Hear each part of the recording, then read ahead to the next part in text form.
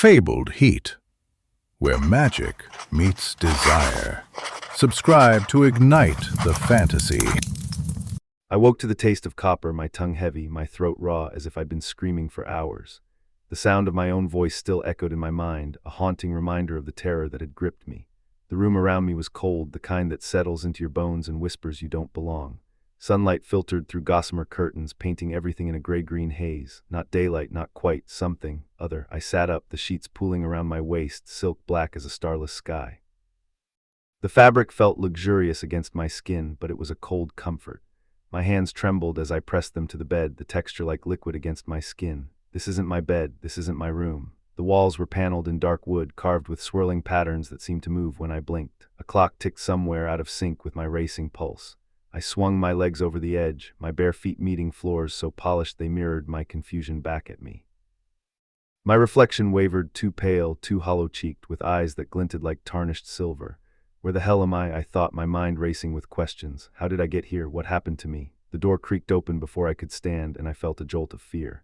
Cale, with his icy emerald eyes and tailored suit, leaned against the frame, arms crossed. Behind him, Asher, with his sun-kissed skin and warm smile, watched me with a gaze that held shadows. "Sleeping Beauty finally awakes," Cale purred, his voice low and edged with mockery.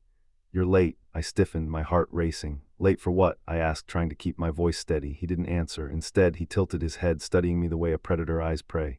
"You don't remember, do you?" he asked, his voice dripping with amusement. "Remember what?" I asked, feeling a surge of frustration. The question died on my lips as Asher stepped forward, his eyes locked on mine. "Give her a minute, Cale," he said, his voice a gentle counterpoint to Cale's mockery. "She's still adjusting." I looked at Asher, feeling a glimmer of hope. Maybe he could help me. Maybe he could tell me what was going on. "What's going on?" I asked, my voice barely above a whisper. "What do you mean?" Asher asked, his eyes narrowing slightly. "I don't know," I admitted, feeling a wave of desperation. "I don't know where I am or how I got here. I don't know what's happening to me." Cale snorted, his eyes glinting with amusement. "You really don't remember, do you?" he asked, his voice dripping with sarcasm. "No," I said, feeling a surge of anger. "I don't remember anything." Asher stepped forward, his eyes locked on mine. "We'll tell you everything," he said, his voice soft. "But first you need to calm down, you need to focus." I took a deep breath, trying to calm my racing heart. I looked at Asher, feeling a sense of gratitude towards him. Maybe he could help me.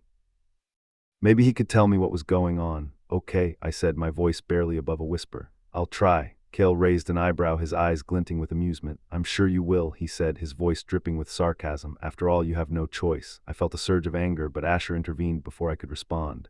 "Cale, stop," he said, his voice firm. "She's not ready for this." Cale raised his hands, his eyes glinting with amusement. "Fine," he said. "I'll leave you to it then."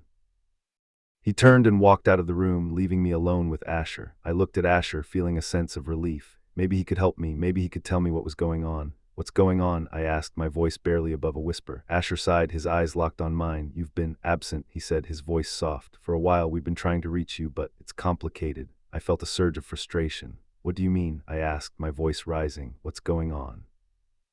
Asher took a deep breath, his eyes locked on mine.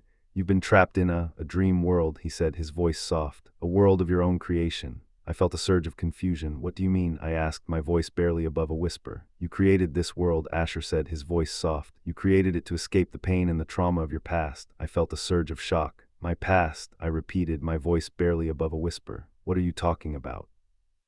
Asher's eyes locked on mine, his expression soft. "We'll tell you everything," he said. "But first you need to remember who you are and what happened to you."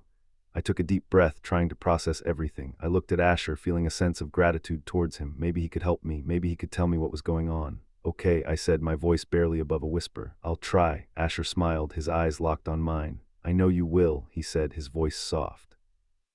"I know you can do it."